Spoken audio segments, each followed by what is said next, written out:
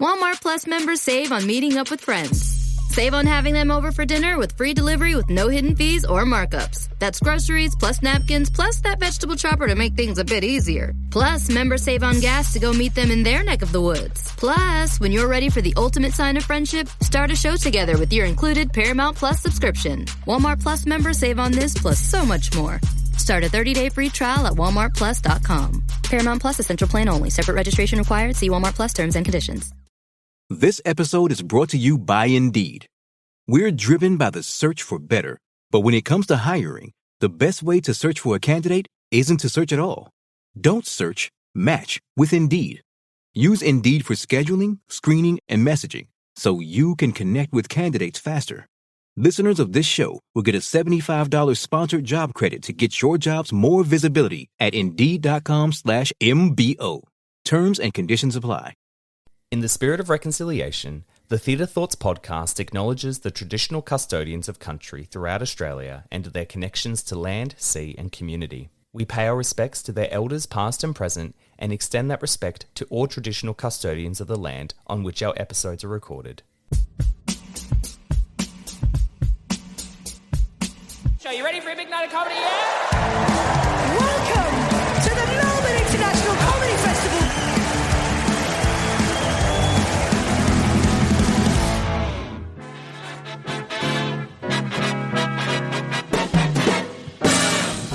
You're listening to the Theatre Thoughts podcast. If you're a new listener, welcome to the podcast. If you're one of our returning listeners, welcome back to a brand new episode. You can watch a snippet of this week's episode via our YouTube channel or subscribe to our Patreon for $5 a month to get access to the full video, a patron shout-out and earlier access to our episodes. Or if you're stretched on a budget, become a supporter for as little as $3 a month. If you're a fan of the podcast, please leave us a review wherever you're listening from. Share us on your socials, tell your friends at the theatre, stop to tell a stranger on the street, or just be that annoying friend who shares all the best recommendations. You can find all of our content via our Instagram channel at ttpod_official or by following the link in this episode's description.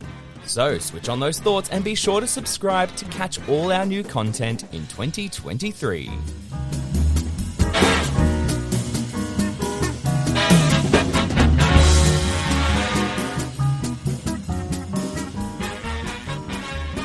So our first guest that we're going to highlight for the Melbourne Comedy Festival is a USA-born comedian. She's a writer living in Melbourne, Australia. She writes jokes and satirical headlines for Reductress.com and is a featured contributor at the renowned satire website The Onion, which I love seeing popping up on my Instagram. She's a comedian and improviser, studied and performed improv, stand-up and sketch comedy all over the world, and her debut solo show, The Briefing, is coming to the Comedy Festival in April 2023. Please welcome Melissa McGlensey. Thank you so much. Wow, I should get you to do the intro for my show also each night. Maybe I should start charging that. I do, people do like the intro, so I should to be a warm-up thing, you know? You've got skills. Thank you so much. So you're USA born and you're living in Melbourne currently. So I guess the main question is, what brought you to Australia to become a comedian and improviser? It's a long, complicated story, but the short version is a man. Oh, okay. My partner got hired by a university here in Australia, and I decided to relocate with him. And then I just quickly fell head over heels in love with the Melbourne comedy scene. We don't really have festivals in the US in the same way. And I just fell in love with Melbourne Comedy Festival, Melbourne Fringe, Adelaide Fringe. And there was no going back for me after that. No way. Yeah, isn't that funny? Because, I mean, apart from some of the film festivals that I know of, yeah, you're right. I don't really hear about a lot of festivals coming out of the US. No, there's Montreal just for laughs, not in the US. And then there used to be an Aspen Comedy Festival that doesn't exist anymore either. Oh, okay. Interesting. Why do you think that is? I don't know. I've heard some people theorize that there's such a hustle in the comedy scene in the US that festivals don't fit into that schedule. But to be honest, I have no idea. I think it's a shame because I love festivals. Yeah, well, I did the Melbourne comedy one for the first time last year. And now I'm every year I'm going down, check it out because it's so much fun. Yeah, it really is. So let's talk a little bit about your show. So it's a political comedy, and it's very timely because you have the elections coming up next year, I think it is. And it's you welcome hecklers, which a lot of comedians, don't generally welcome it. So why do you welcome hecklers into your show? Oh, I love a heckler. I really do. I think I'm really unusual in that sense because most comedians live in fear of them. And they can be really disruptive. So I think it's important that my show signposts, hey, this is your place to come and yell stuff. Of course, I try and keep that yelling to very specific parts of the show, so it's less disruptive, but I just love the challenge a heckler presents. It's like, it's like wrestling a bear. Okay. It makes me stay sharp on my toes. I can't phone in any of my comedy when I know I'm, trying to wrangle a heckler. And I just thought it was an original idea too, just to see what would happen if audiences got to engage with the show on that one-on-one question and answer portion segment. Okay. And you're currently performing the same show in Adelaide at the moment. I finished my run in Adelaide a couple days ago, okay. But yeah, I did a very short, just 4-show run here as well. Cool. And how did it go? How did the hecklers, did you get any weird people shout out anything? I had some weird things. None were heckler based. Someone answered their phone in the middle of a show. Oh, how rude. And then I asked them who it was, and they said, it's my mother. She wants to know how to vote for you for president. And so then I tried to take the phone and have a conversation, and they did not like that. Oh, no. That was definitely interesting. The other interesting thing was my venue booked a wedding reception in the room I share a wall with. Okay. So trying to do a political satire over top of, you make me want to shout is a real comedy badge of honor that I have earned. No way. How awkward. So do you put on a character for your show? Give us like a little kind of snapshot of it.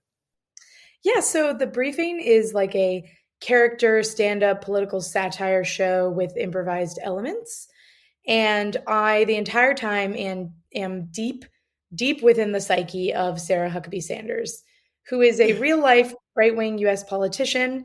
I definitely play a heightened version of her, but not that heightened. She's pretty crazy.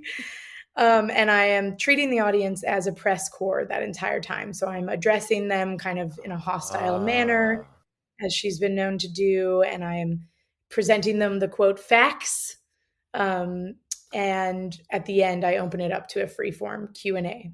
Excellent. Right. That makes more sense with the hecklers then. So it's, a briefing. Yeah, exactly. Okay. Mm-hmm. So I recognize the name. Was she a part of like the Trump administration, or was she something to do with that? Yeah, she was very famously Trump's White House press secretary for years. I know who you're talking about. Yes. Yeah. So you'd recognize the scowl from behind the podium, really kind of disparaging and brutish to press, which is what really inspired me. Oh, okay. She's kind of already a caricature of a person. And since leaving the White House, she has gone on to be a Fox News correspondent and the recently elected governor of Arkansas. Right. Okay. So this is what my show is kind of about. I have done a lot of time researching her, reading her book, being in her head. And I'm convinced she's running for president in the next election. Right. Not this upcoming one, because she has to be governor first. She's just been elected as governor. But yeah, I'm convinced she's going to be the first female president of the USA. Wow. That's a big call. Okay. Big call. It's a big call. It would be great news for my solo show, but very bad news for the world. Yeah. Excellent. Oh, God. And then Trump would come down to be vice. No, he wouldn't be vice president. He'd never. You never know. No. I wouldn't put it past him. Yeah, that's true. I don't actually, I generally don't get political on the podcast. Who's running for, do we even know who's running for president yet, or are they warming up? Trump will definitely be running. Okay. He hasn't announced yet, but he's doing all the things people do when they're going to run. Right. And then his Republican opponent will be Ron DeSantis, who's like governor of Florida, I believe. Right. And then it looks like Joe Biden will be running again, but none of this is confirmed yet, but it will be very soon because like you mentioned up top, the election is coming. Yeah. I kind of wish he'd step down and give it to Kamala, to be honest. I feel like Biden's a little bit old. I mean, let's be honest. He's good, but he's a little bit old. I think you are not alone in that opinion, certainly. Yeah. Interesting. Okay. Well, let's move away from the political scene. And I want to focus on your career then. So you're big in a big improviser. You've done a lot of improvisation shows. So where is kind of like your love for improv come from? Ooh, that's a great question. For me, it was love at first sight with improv. I had no idea what it was, signed up to take a class in LA, over a decade ago. And from the very first scene I did, I was like, this is what I want to do with my life. To the great disappointment of probably everyone in my family. Oh, no. I'm just kidding. They're very supportive, but improv is not a traditionally viable career path. So, but yeah, it inspires me as an art form because it is loose, it's ephemeral, it exists only in that moment, and it absolutely refuses to make sense to anyone who isn't right there in the room experiencing it. And it's really special because you have to train yourself as a tool to create improv. You can't write the script ahead of time. You can't, you can make a set, but what happens on it is between you and your scene partners and the audience. Right. Yeah, exactly. And I guess the question then becomes, where did the briefing come from? How did this idea like pop into your mind? The briefing was something I thought about for a long time. Probably the inception of the idea is someone told me I look like Sarah Huckabee Sanders. Oh, did you take that as an insult, or was that like a badge of honor? I was too busy being inspired to make a show about it to be insulted by it. But when I straighten my hair and I put on a scowl and, a blazer and pearls, I really can inhabit her because I do kind of look like her. And that was exciting to me because I wanted to explore something more character-based as opposed to, I do a lot of stand-up, but I wanted to really sink into a character. And again, it was that thing where I was like, how can I make this more interesting and keep me on my toes? And to me, that was the improvised element as well. Right. Interesting. Okay. Well, can you jump into Sarah at the moment? How long would it take you to get into character? Well, I'd have to straighten my hair. No. I'll see if she's in. Let me go get her. Okay. Hello. Hi. It's me, Sarah Huckabee Sanders. Hello. How are you?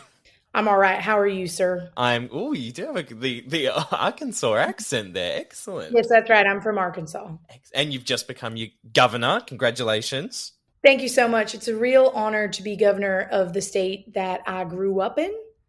And I'm just so excited to be the youngest governor in the US of A, little known fact.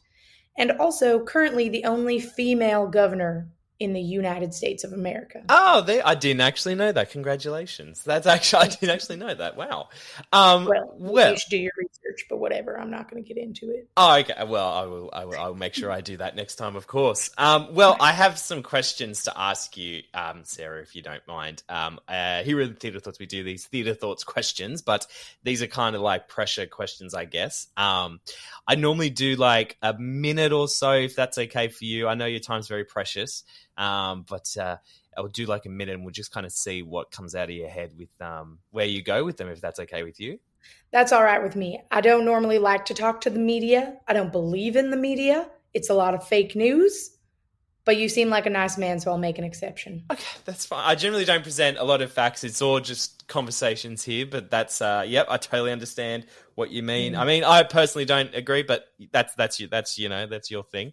Agree to disagree, young man. Okay, all right. Well, let's get some questions going. Okay, are you ready? I'm ready. All right. Question number 1. If you could choose anyone, who would you pick as your mentor? That's easy for me. My Lord and Savior, Jesus Christ. Amen.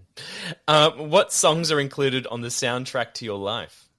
Oh, that's an interesting one. Now, there's a lot of gospel hymns, first of all, but getting a little more secular, I'd have to say Dolly Parton's 9 to 5. Okay, 9 to 5. I respect me a working woman with big hair. All right, I can relate to that. And, I like me anything with a patriotic bent to it, maybe some stars and stripes. Right. Maybe Okay. some God Bless America. I'm just going to move on to the next question because I know you're very pressed for time. I don't disagree with your answers, but I'm just you tend to rabble on a little bit there, Sarah. So I'm just going to.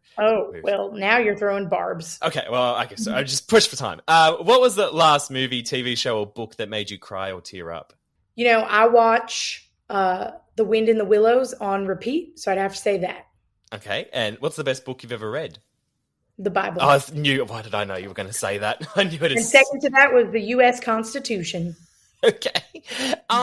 If you were the president of the United States, what is the first law you'd pass? Thank you so much for that question. And it's not if, it's when. And the when is 2024. Nope, sorry, 28. Can't run in 24. The first law I would pass is a law making it illegal to spread fake news. Sorry, you're going to be out of a job there, Justin. Right. Okay. Well, how are you going to monitor that? You didn't ask that I would have to monitor it, only that I would make it law. Right. Okay. So you just make the laws, but don't follow up. Gotcha. Okay. That's not up to me. Last question. Say the first thing that comes off the top of your head. Anything right now. Right now? Turtles and sweaters. Excellent. Love it. Cool. Well, thanks, Sarah, for your time. If you can go get Melissa to come back, that'd be awesome. I don't know why you want to talk to that lefty, but I'll go get her. Thank you. Hello. That was so cool. I should have warned you she's really mean. She is. Sorry, I kind of bit back a little bit there, dude. Oh, I love that. Excellent. Clap back at her, please. Yeah. Excellent. Well, Melissa, thank you so much for joining us. Is there anything else you wanted to plug about your show before you go and perform this evening? Yeah, just wanted to say that this is the last time I'll be doing it in Melbourne. I did it at Melbourne Fringe. This is its comedy festival debut. And after that, I'm taking it to Edinburgh Fringe in Scotland, and then I'm retiring it forever. No way. So come on out, have a play. It's political and it's heavy at times, but it's really at its core playful, fun, and light. So don't be scared. Cool. Come at me. Excellent. All right. Well, all the best, and thanks again for joining us. Thanks so much, Justin. Have a great day. Walmart Plus members save on meeting up with friends.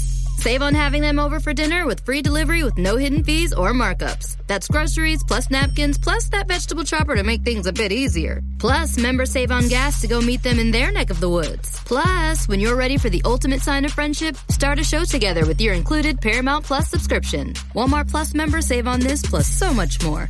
Start a 30-day free trial at walmartplus.com. Paramount Plus Essential Plan only. Separate registration required. See Walmart Plus terms and conditions. This episode is brought to you by Indeed. We're driven by the search for better, but when it comes to hiring, the best way to search for a candidate isn't to search at all. Don't search, match with Indeed. Use Indeed for scheduling, screening, and messaging so you can connect with candidates faster. Listeners of this show will get a $75 sponsored job credit to get your jobs more visibility at Indeed.com/MBO. Terms and conditions apply. Running a small business? Are you promoting a new show or running a theatre space? Maybe you're looking for an area to reach potential new clients. Why not advertise with us on the Theatre Thoughts podcast? We have a range of packages and prices for you to put your ad right here on the podcast. For more information, contact us at theatrethoughtsteam@outlook.com or by heading to our website, theatrethoughtsaus.online. Alrighty, so next up on our special Melbourne International Comedy Festival podcast, we have a comedian, an actor, and a writer whose credits include Mindful Mess, which played at the Comedy Festival in 2019, Accomplished-ish, which played in 2016, and Bits of Us, which played in the 2015 Melbourne Fringe. Please welcome Laura Josephine. Hi.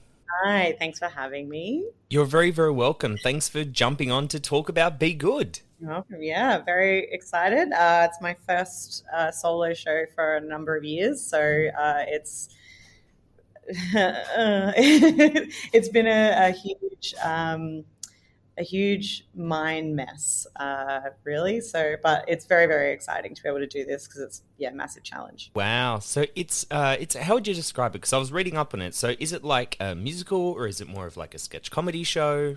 Yeah, so the show is a narrative-based comedy slash musical, and I'm kind of putting in like a little slash like pantomime in there because it is very over the top, a little bit tongue-in-cheek. And it basically just tells the story of a girl who is granted a special power when she's young by a witch to bring happiness to everyone everywhere she goes. And throughout her life, she realizes that it's more of a burden than it is a gift. Ah, interesting. So where did that come from? Like, where does it come in your mind? Made it up. There was no... Now, it's very much based on my own life of realizing over the last few years, like becoming to terms with or discovering this new term of being a people pleaser, which I didn't really know I think was a term for so long. I think I just thought that I was the kind of person who just liked to help. And then last few years I was like, oh, this is very exhausting. And I think maybe my psychologist or someone professional or maybe somewhere on TikTok I heard the word people pleaser and I was like, right, yeah. Yeah, I think I relate to that a little bit.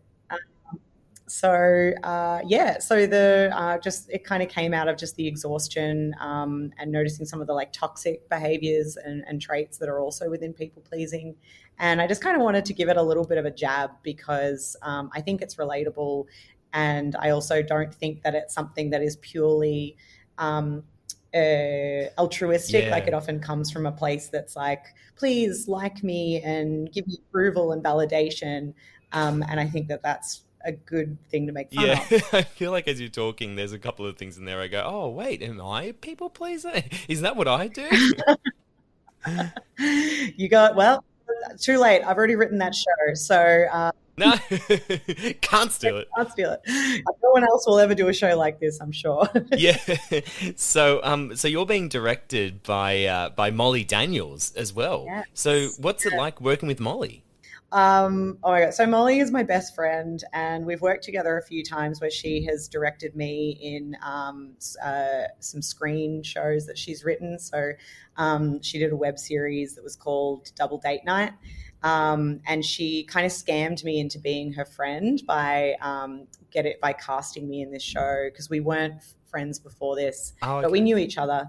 And so she cast me as the role as her best friend in this. And then since then we became very, very close. And she is such a professional. Like she has such a history in direction and in production and acting herself. Like she was in Tomorrow When the War Began. She was in You're Skidding Me, and also Ronnie Cheng International Student. And she just has so much experience directing, and she just knows exactly where the like comedic punch-up moments are.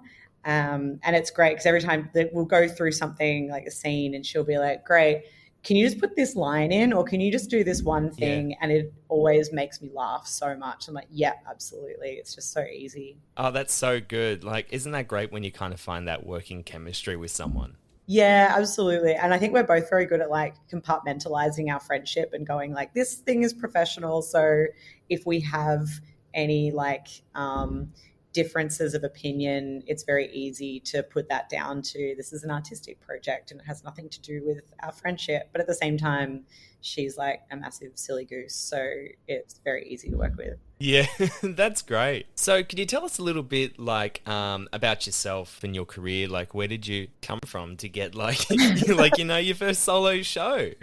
Well, it all started in 1989. I've been acting for many years. So I guess since high school, I came out of high school and did a music theatre course and then finished that and wasn't really sure what to do. So I started doing improvised comedy. So I got into doing some classes and then ended up doing some shows with a company called The Improv Conspiracy. And since then, I've just been I've been teaching. I work there now, like sort of behind the scenes, doing a lot of the admin stuff. But because I have such regular access to the stage, it was very enticing to want to start making my own stuff to put on the stage. And I think I got really spoilt by through improv comedy, because we get to play all kinds of characters, like no matter what you look like or what your age is or gender is, that you can play anything. And I really liked that, because previously it's like you only get cast in things if you look a certain way. And I love the idea of playing all these characters that I wouldn't normally have the ability to play in other circumstances. So that's kind of what got me excited about writing shows that have different characters. In this show, there's lots of like witches and, sort of evil characters, and like older people, that kind of thing. Okay, interesting. Isn't that cool? Like, I do love a bit of improv. I used to do some back in high school, but then when I left, I tried to keep going. But it's really good fun. It is, yeah. I mean, that's the thing. And like the community is so great as well. Like, it's just full of other artists and other creatives. So you're constantly getting FOMO because everyone else is doing stuff, and you're like, I got to do it too. But also like such great connections, and like I met Molly through the Improv Conspiracy, and there's so many other artists and writers and producers that like when you need something, it's so easy to just reach out and someone's there to help. Yeah, exactly. Well, actually, I want to talk about, I was just listening to you speak, and I want to talk about Be Good. I'm wondering if there's like a scene or something that stands out to you, or something that pops in your mind that feels like a favorite sort of thing. As a favorite? That you can kind of bring us into. Yeah. So I think my favorite scene, my favorite scene in it is actually it's silent on my behalf. It's all like voice recordings. So I don't know if that's helpful. Yeah, that's fine.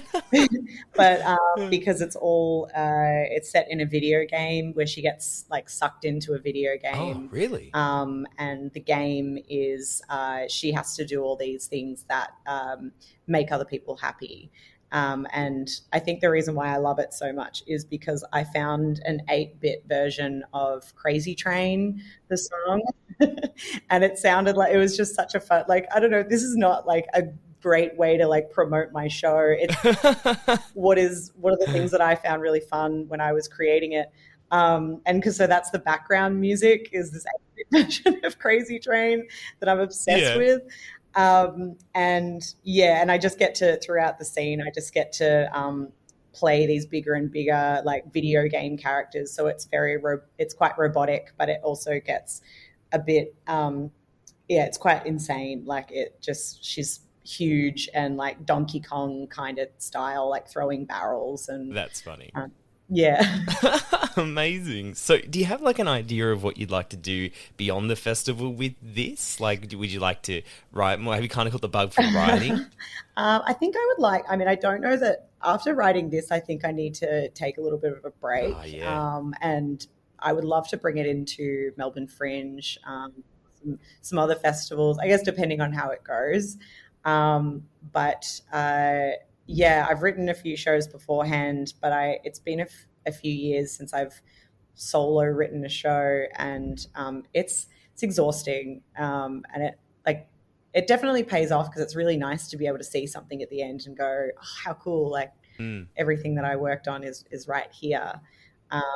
But yeah, I think plans after this would be either bring it back for another run or get back into improv where there's no preparation. So yeah, it's easy. Just get up and go. Yeah, just get up on stage and then, That's awesome. Well, did you want to do like any final little plug before we wrap up? Anything you'd like to leave us with? Yeah, sure. I can tell you a little bit about where it is and stuff. So it's Be Good is performing at Theory Bar, which is in the Melbourne CBD, 7 p.m. For the first 2 weeks of the festival, and 6 p.m. on Sundays. No shows on Monday and Tuesday. It's a fun romp. It's quite wholesome, and it will jab at people a little bit if they have their own people pleasing pleasing tendencies, but hopefully in a way that makes you laugh when you leave the theatre, not feel sorry for yourself. Yeah.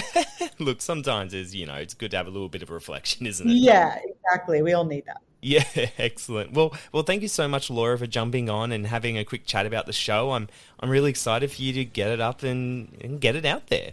You're welcome. Thank you so much for having me. I really appreciate it. Thank you so much to Melissa McGlensey and Laura Josephine for joining us on this special episode of the Theatre Thoughts podcast. For more information on either of their shows, check the show notes, and we'll be back with part 2 of our special Melbourne International Comedy Festival episode next week. Thank you to our latest Patreon subscriber, James. Thanks so much for supporting us on Patreon. This episode was produced by Echidna Audio. Follow them on Instagram at Echidna Audio for all their audio services. Once again, if you enjoyed our podcast, leave us a review wherever you get your podcasts and head to the link in this episode's description for our Instagram account, TikTok, YouTube, and Patreon. My name's Justin Clark, and I'll see you next time here on the Theatre Thoughts podcast.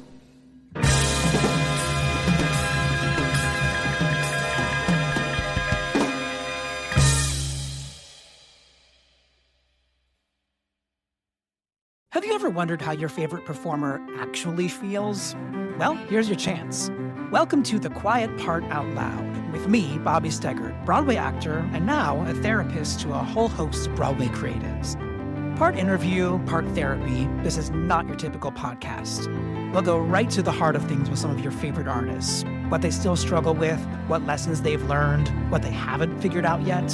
There's enormous power in saying the quiet part out loud. Are you listening? With Lucky Land Slots, you can get lucky just about anywhere. Dearly beloved, we are gathered here today to... Has anyone seen the bride and groom? Sorry, we're here. We were getting lucky in the limo and we lost track of time. No, Lucky Land Casino, with cash prizes that add up quicker than a guest registry. In that case, I pronounce you lucky. Play for free at LuckyLandSlots.com. Daily bonuses are waiting. No purchase necessary. Void where prohibited by law. 18+. Terms and conditions apply. See website for details.